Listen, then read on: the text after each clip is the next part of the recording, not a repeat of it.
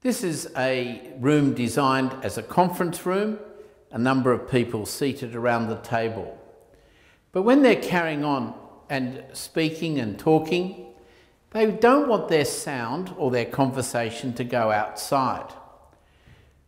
So the architect here has introduced A1 safety glass. It's quite thick, it's quite robust, but we want to see what is the sound level here in decibels over a number of frequencies. Remember, we were talking about frequencies from 125 Hertz through to 4000 Hertz. This sound device is picking up those frequencies. We're going to step outside in a few seconds and see what the sound attenuation is through this glass. It's not double glazing, but it is quite thick. Normally we rely on double glazing for sound attenuation. It's a little bit cheaper, but it's also relying on the air gap to attenuate the sound. Right now we're relying totally on the thickness of the glass.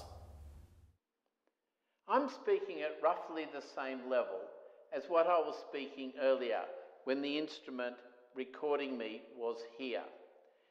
It's now outside the glass.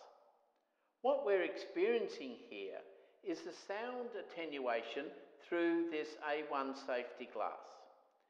It's sufficient to attenuate the sound about 20 decibels. It's deliberately designed this way because this is meant to be a conference room where people are carrying on conversation. Their words, their discussion is not meant to be heard outside. 20 decibels is enough attenuation for normal speech.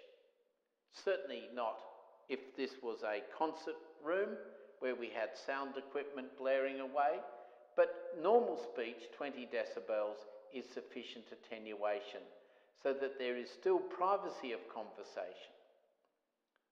This is what we want to see when we design rooms for acoustic separation. Sound isolation is what we're seeking to achieve. We can achieve this in particular by using a seal.